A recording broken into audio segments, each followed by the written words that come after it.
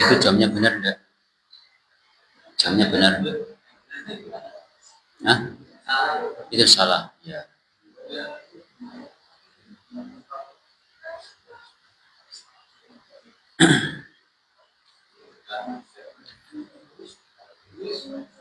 Bismillahirrahmanirrahim.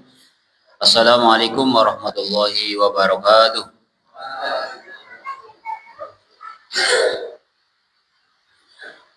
Alhamdulillahirabbil alamin. Wa bihi nasta'inu ala umuri dunya waddin.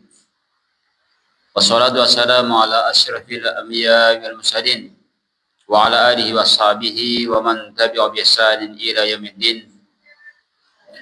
Amma ba'du. Kaum muslimin wal muslimat jamaah Masjid Jami' Khalid bin Walid rahimani wa rahimakumullah ajma'in. Pertama kita bersyukur kepada Allah Subhanahu wa taala.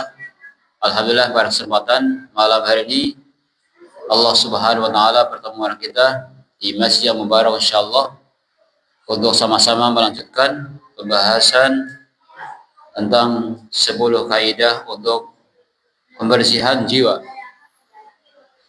yang kami bawakan dari tulisan Syekhul Al-Fadil Syekh Abdul Razak bin Abdul Muhsin Al-Badr hafizahullah. Semoga Allah SWT berikan pahala kepada kita semuanya dan ilmu yang bermanfaat. Amin ya rabbal alamin. Keduanya salat dan salam semoga tercurahkan kepada Nabi Muhammad SAW, juga kepada keluarganya, kepada para sahabatnya, dan kepada orang-orang yang mengikuti sunnah beliau sampai hari kiamat. Bapak Ibu yang kami hormati rahimani wa rahimakumullah ajmain. Masuk pada kaidah yang kelima, yaitu at-tazkiyah, takhliyah wa tahliyah. Takhliyah wa tahliyah. Membersihkan kemudian diisi, kemudian dihias. Sekarang coba lihat. Ini di depan kita ada botol. Ya.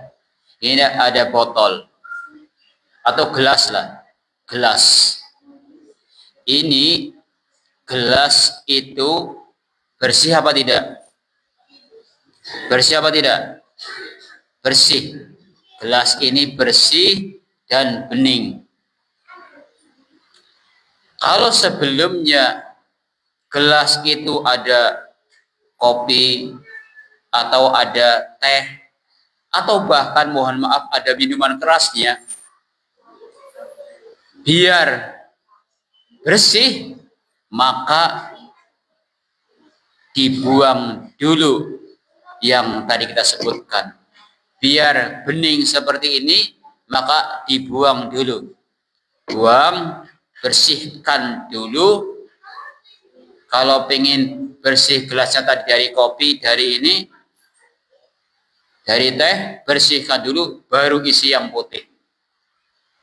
Ini gambaran Bapak Ibu. Apalagi tadi yang kita contohkan, misal ada minuman, bersihkan dulu, baru diisi yang air putih. Inilah istilahnya takhliyah dan tahliyah. Dibersihkan dulu baru diisi. Ini baru pembersihan yang bagus. Tapi misal ingin air kita bersih, ya, kemudian masih ada noda-noda warna yang lain, dikasih putih, air putih, misal dari warna hitam, dikasih putih, warnanya dari apa? Warnanya hitam apa tidak? Misal ada kopi segini, dikasih air lagi, warna hitam apa enggak? Hitam. Atau mungkin teh segini lah, dikasih lagi, warnanya apa? Teh, kan gitu. Itu gambaran aja. Nah sekarang, itulah tazkiyah. Pembersihan jiwa dengan model, bersihkan dulu, baru diisi. Hati juga gitu. Hati untuk membersihkan jiwa, dibersihkan dulu penyakit-penyakit yang ada, kotoran-kotoran yang ada, kemudian diisi. Contoh, penyakit syirik, penyakit dalam hati kesyirikan. Biar bersih, maka kesyirikan dihilangkan dulu, dibersihkan, la ilaha illallah. Bersihkan dulu, la ilaha illallah. Bersihkan dulu segala bentuk kesyirikan, entah itu yang besar, yang kecil, yang nampak, yang tidak nampak, bersihkan dulu. Baru isi tauhid, baru diisi tauhid. Tahliyah, illallah, hanya Allah. Itu gambaran. Apa ada kesyirikan yang tersembunyi, yang tidak nampak? Jawabannya ada. Seperti ar-riya, ya, riya yaitu beribadah biar dilihat, biar disanjung. Maka ini syirkul khafi, syirik yang hilangkan semuanya, tetapkan hanya Allah Subhanahu wa taala. Ini contoh pembersihan dulu, baru diisi. Atau kita ingin membersihkan jiwa dari noda-noda ibadah yang tidak sesuai syariat, ibadah-ibadah yang tidak disunnahkan oleh Nabi SAW, tinggalkan semuanya.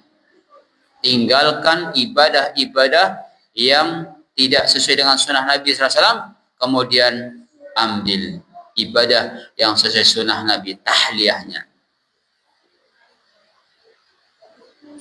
Atau kita ingin membersihkan diri kita dari maksiat-maksiat, bersihkan dari kemaksiatan, kemudian hiasi dengan ketaatan. Begitu.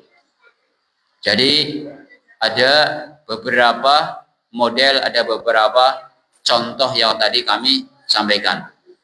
Baik, kita masuk pada kaidah yang kelima, yaitu at-tazkiyah, tahliyah, wa tahliyah. Pembersihan dengan model dibersihkan dulu, baru diisi, dihiasi. Dijelaskan di sini bahwa inna haqiqatat tazkiyah tahliyatun nafsi awalan bitadhiriha 'ani radail wal ma'asi wal dunubi. Bahwa hakikat pembersihan jiwa itu adalah membersihkan jiwa kita dengan cara membersihkan dari noda-noda. Dari noda-noda dan juga dari maksiat-maksiat dan juga dari dosa-dosa. Membersihkan dari hal-hal yang noda-noda kehinaan, kemudian maksiat-maksiat yang ada, kemudian dosa-dosa dibersihkan. Kemudian setelah itu summa tahliyatuha ba'da dzalika bi fi'li taati wal qurbat. Kemudian setelah itu menghiasi dengan amalan-amalan ketaatan dan juga pendekatan diri kepada Allah Subhanahu wa taala. Contoh begini. Jadi kalau orang taubat kepada Allah, saya mau taubatlah. Saya sekarang sudah taubat. Sudah enggak ingin kayak dulu. Berarti dia tahliyah, bersihkan. Mohon maaf. Biasanya dia suka berjudi misal, atau suka adu ayam misal, atau mungkin suka minuman, dia bersihkan tadi. Sudah saya tinggalkan semua, saya bersihkan semuanya. Karena ini dosa, karena ini maksiat. Pertanyaannya, sampai situ taubat? Sampai situ aja? Sampai situ aja? Sudah, aku seorang minuman, aku udah enggak ini lagi, aku tidak maksiat lagi. Sampai situ aja? Situ aja? Enggak sampai situ. Tapi harus ditahliyah, tinggal dihiasi dengan amal soleh, dengan ketaatan. Contohnya rajin jamaah sholat 5 waktu, tambah rajin sedekah, tambah rajin baca Al-Quran, tambah rajin beribadah yang lain. Ini sebagai bentuk tahliyah. Jadi pakai yang pertama pakai kho, yang kedua pakai ha. Tahliyah wa tahliyah. Apa? Tahliyah wa tahliyah. Tahliyah wa tahliyah. Jadi kalau taubat, aku taubat Siti, ya wis, aku taubat, tinggalkan semuanya, tinggal dihiasi dengan amal soleh. Iyalah, aku mau rajin sholat di masjid, ya, kemudian baca Al-Quran, kemudian kalau ada waktu mau puasa. Ini sebagai tahliyah. Summa tahliyatuha ba'da dzalika bi fi'li ta'at wal qurbat. Sebagaimana firman Allah Subhanahu wa taala, "Hud min amwalihim shadaqatan tutahhiruhum wa tusakkihim biha wa sholli alaihim." Ambillah dari harta mereka. Apa? Sebagai sedekah. Ini perintah mengambil zakat.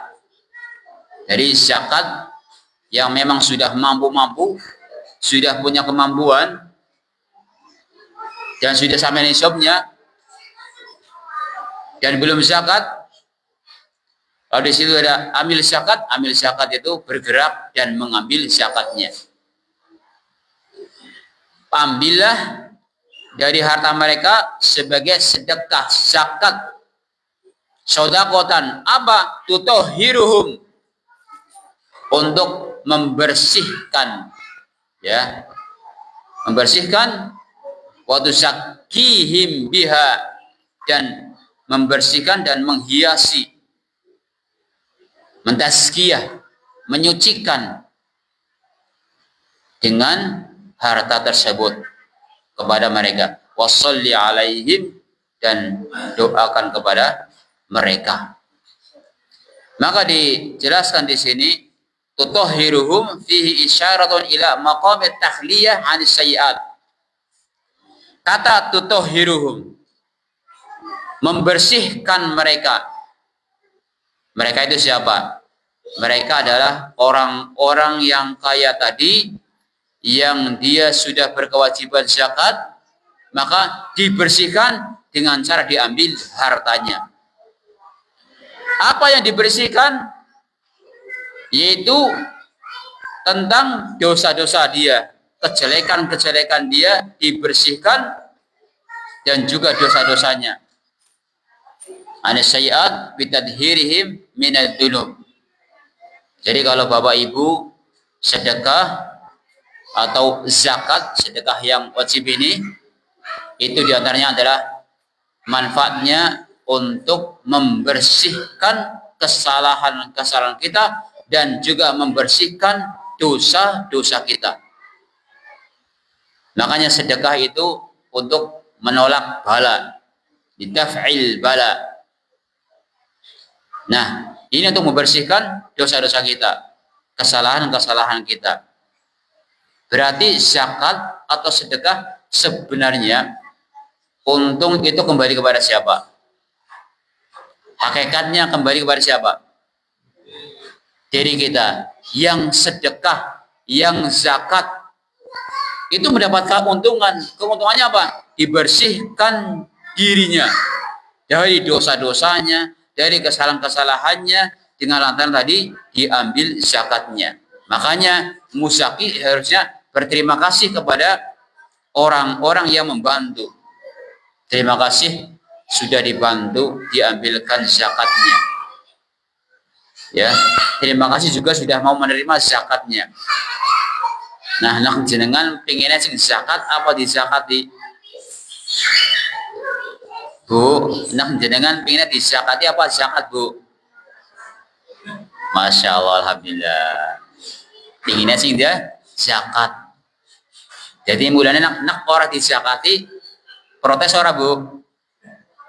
Nak boten dizakati, boten, alhamdulillah, masya Allah. Ya, karena memang jiwanya saya ingin jadi orang yang zakat. Jadi nggak dizakati, nggak protes ya. Maka ketika seseorang zakat, hakikatnya adalah membersihkan dosa-dosa dia, membersihkan kesalahan-kesalahan dia. Tutahhiruhum. Udah kayak gitu, wa tuzakkihim, dan juga akan menjadikan dia suci. Fihi isyara ila maqam tahliyah bil fadail wal hasanat. Di sini menunjukkan apa? Isyarat dengan cara tahliyah, menghiasi. Setelah zakat, kemudian dia bersihkan, kemudian wa tuzakkihim, akan menjadikan apa? Tambah indah dengan keutamaan apa? Wal hasanat, dan kebaikan. Di sini ketika zakat dia dibersihkan dan akan terhiasi jadi kebaikan yang akan menghiasi pada dianya. Bagaimana enggak baik? Orang kalau mau zakat, dia akan baik di hadapan Allah dan baik di hadapan manusia. Contohnya kalau di hadapan manusia, kalau orang yang mau zakat, Pak, ada orang dia punya lebih. Karena kalau pas setiap tahun dia zakat, tetangganya juga dikasih yang membutuhkan, dan orang-orang yang hak atau berhak mendapatkannya dikasih, maka ketika ada masalah, ketika ada hal-hal yang ini, yang mungkin masalah muncul, kira-kira orang-orang yang dizakati bela apa tidak? Bela apa tidak? Bela orang yang itu orang baik. Orang baik itu. Dia orang baik, masa cangcung pokoknya. Punya harta itu enggak punya untuk sendiri, untuk zakat. Ketika ada masalah, dia akan belanya. Tanpa disuruh, namanya orang kalau dibaiki dia akan berbuat baik.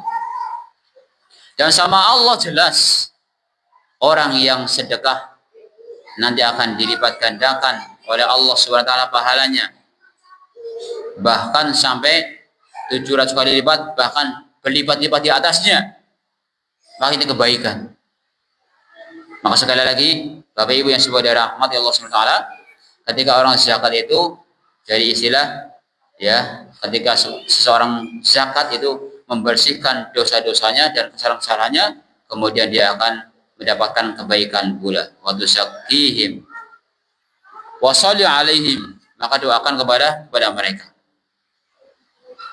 Maka di sini Allah mengatakan takdim, mengedepankan tadhir daripada tuzakkihim, mengedepankan kalimat tadhir daripada tuzakkihim atau tazkiyah. Maka pentingnya di sini adalah membersihkan pada hal-hal yang harus kita bersihkan, kemudian kita hiasi. Bapak Ibu yang semoga dirahmati Allah Subhanahu wa taala. Fala budda liman arada tazkiyata nafsihi ayyuqlinga awalan 'ala dhunubi wal asam allati tufsidul qalba. Maka orang yang ingin membersihkan jiwanya, dia wajib untuk melepas dosa-dosanya. Dia wajib melepas dosa-dosanya dan juga asam dzunub, sama dosa-dosa yang bisa merusak hati. Kalau dia ingin membersihkan jiwanya, dia harus membersihkan dulu dosa-dosanya, meninggalkan dosa-dosanya.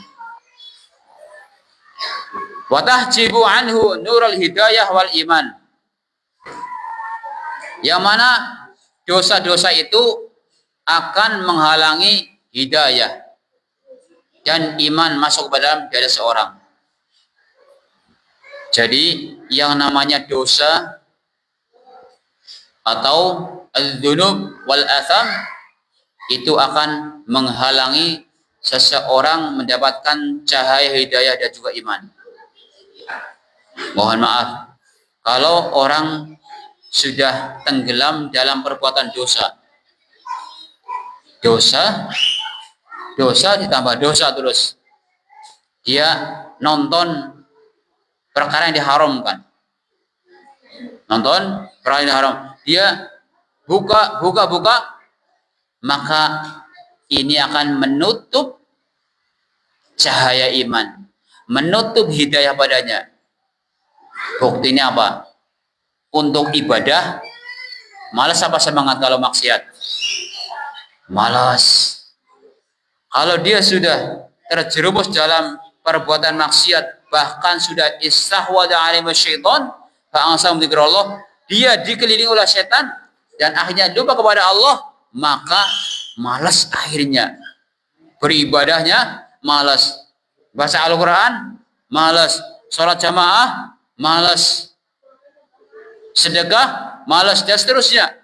Kenapa? Yang menghalangi. Apa yang menghalangi? Yang menghalangi apa tadi? Dosa. Makanya kalau seorang dosa, maka akan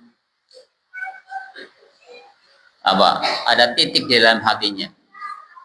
Seorang berbuat dosa akan ada titik di dalam hatinya.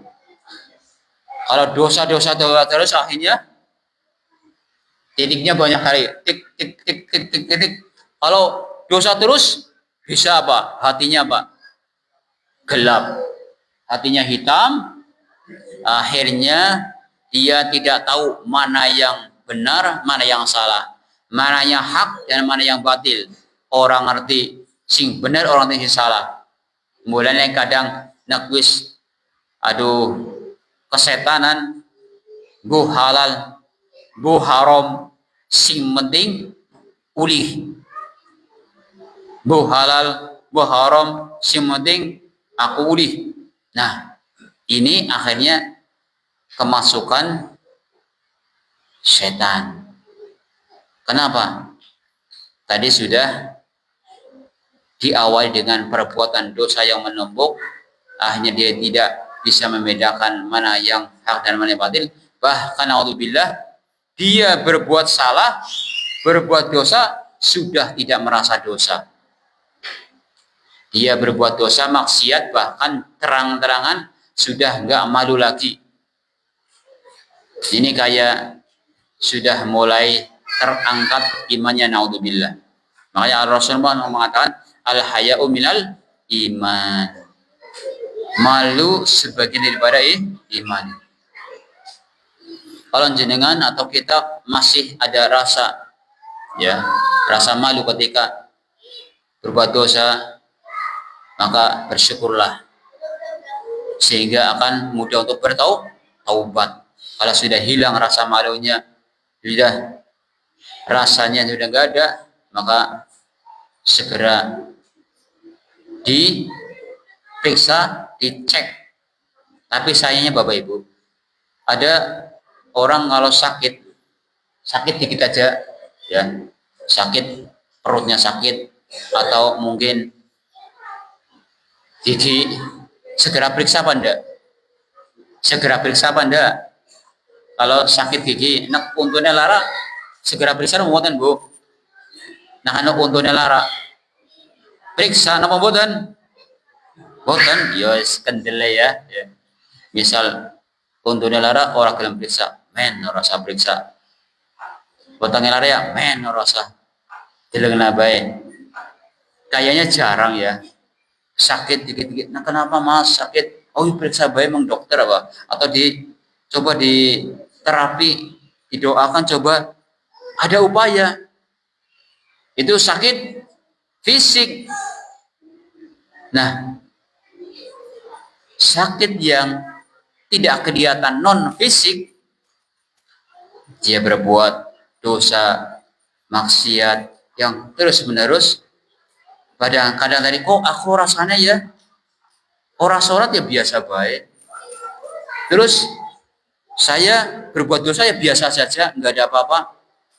Berarti itu penyakitnya sebenarnya penyakit kronis.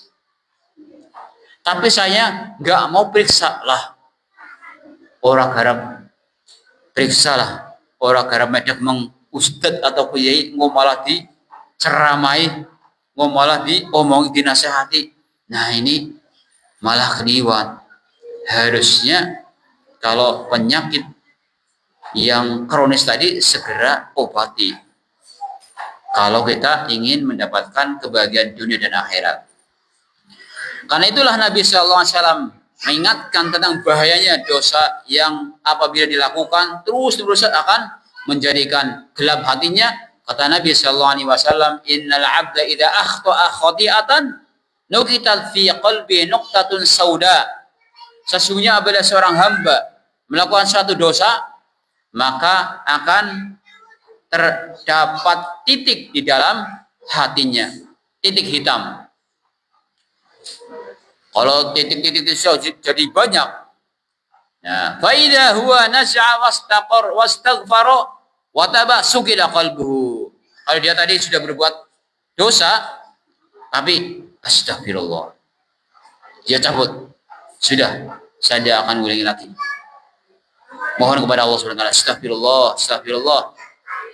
Ya, dia berbuat dosa tapi kemudian tidak mengulangi lagi. Astagfirullah. Dia tobat. Kalau kaitannya dengan manusia, dia minta maaf.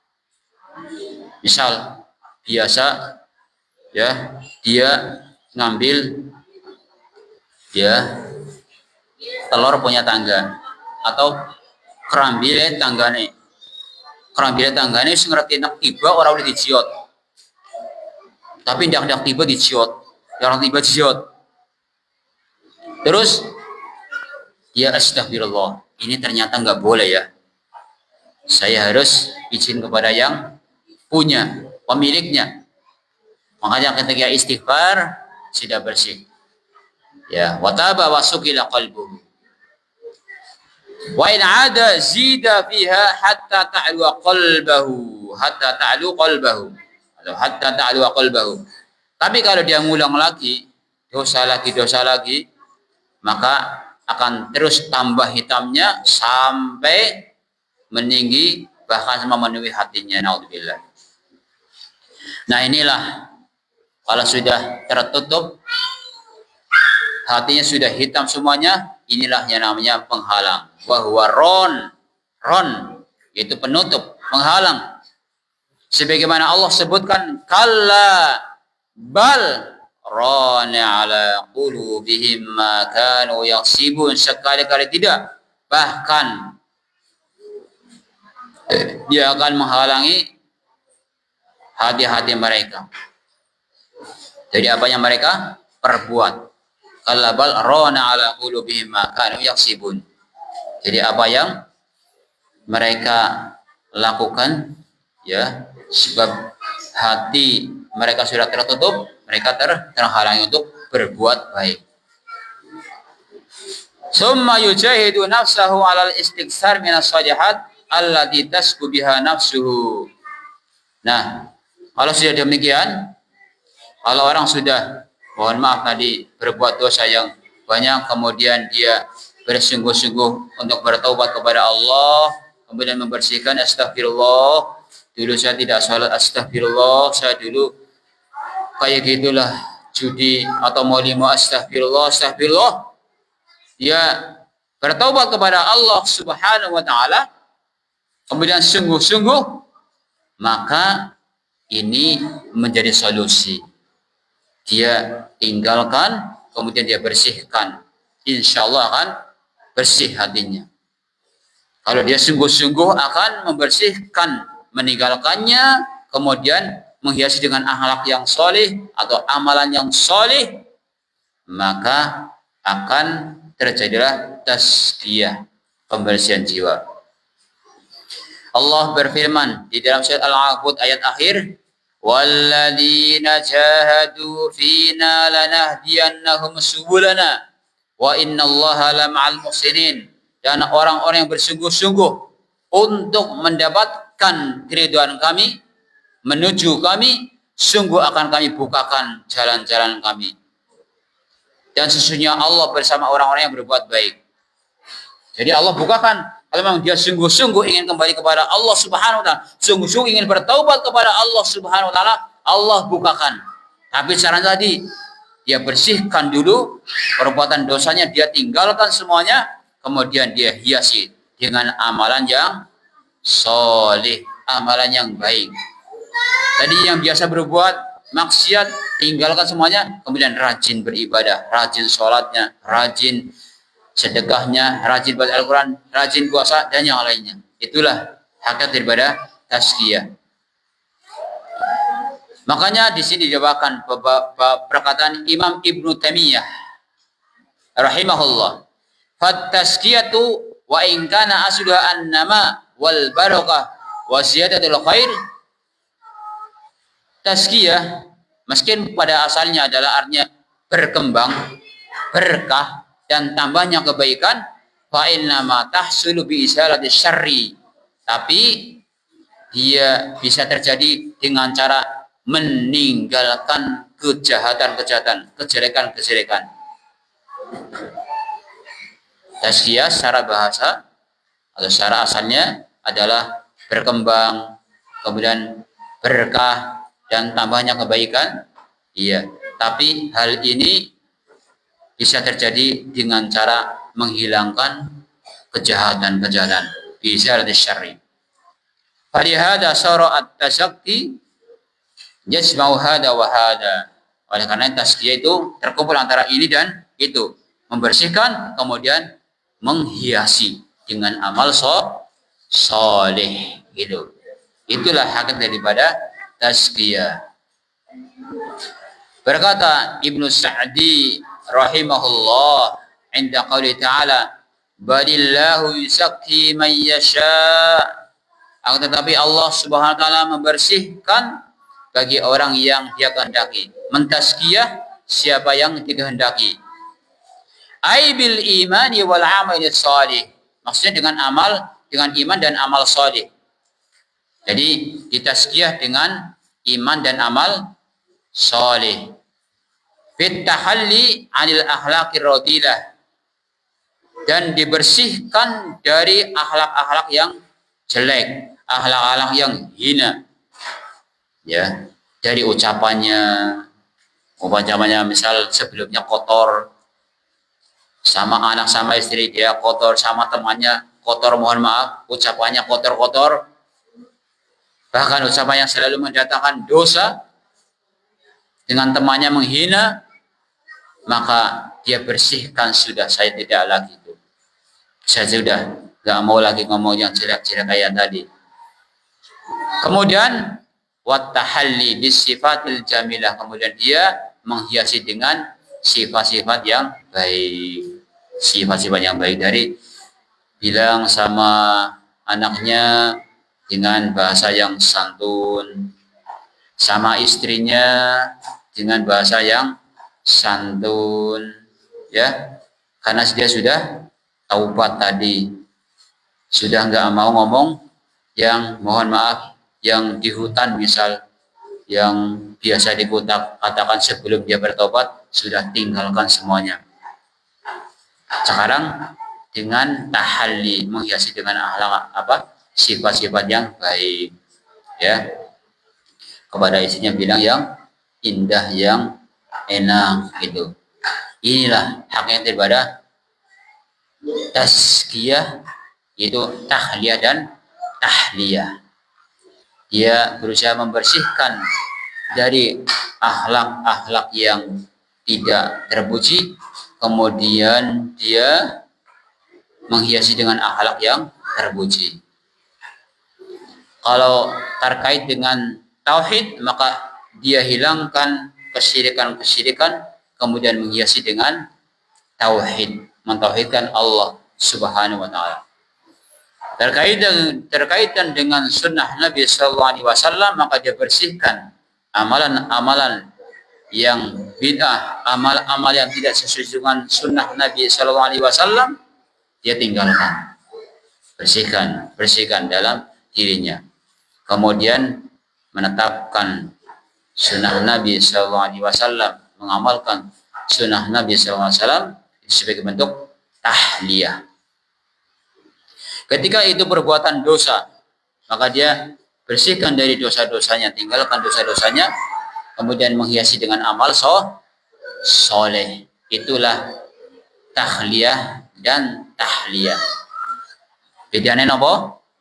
Yang pertama pakai titik tahliyah, yang kedua pakai ha, tahliyah. Jadi yang pertama membersihkan, yang kedua menghiasi. Dan contoh dalam kehidupan kita banyak bentuk daripada tahliyah, ya, dan tahliyah. Kalau dulu, mohon maaf, dulu sebelum taubat biasa pakai keris,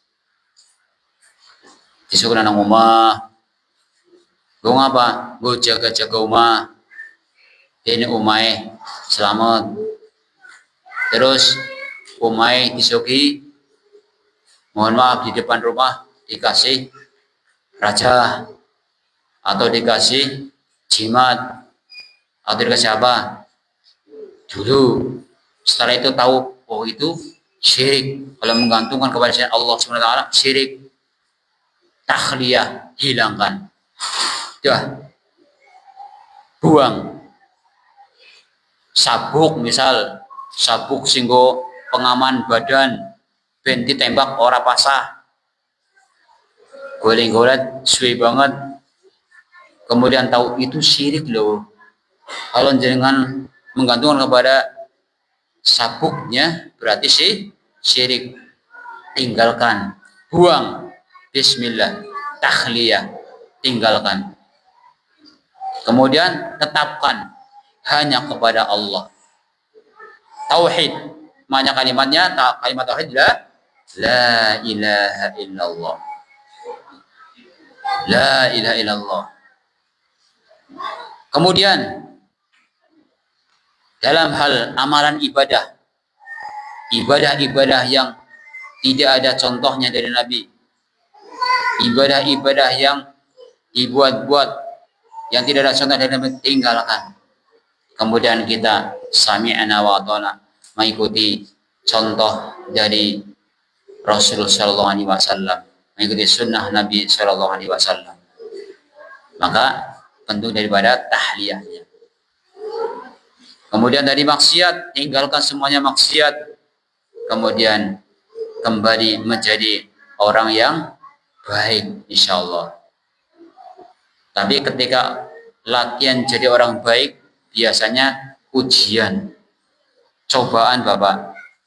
Biasanya orang, mohon maaf, yang biasanya tadi biasa bermaksiat kok tiba-tiba berubah, bahkan dari segi pakaiannya berubah. Sing mawanes pakaiannya keren, tiba-tiba jadi pakai koko, pakai peci, kemudian berangkat ke masjid, rajin jamaah. Orang yang biasa melihat itu bisa jadi, wah, sikis jadi wong soleh ya, wis sikis beda ya. Kadang itu ucapan seperti itu adalah ujian. Tinggal kita itu kuat apa tidak. Maka seorang muslim atau orang yang ingin selamat, dia berusaha menjaga keikhlasannya, istiqomahnya. Walaupun tadi misal banyak orang yang madani dan seterusnya ngomong, biarin aja. Saya ingin mengamalkan takhliyah dan tahliyah. Kalau ada istilah lain, taswiyah dan tarbiyah. Apa? Taswiyah dan tarbiyah. Taswiyah itu soft, bersihkan. Tarbiyah itu mendidik.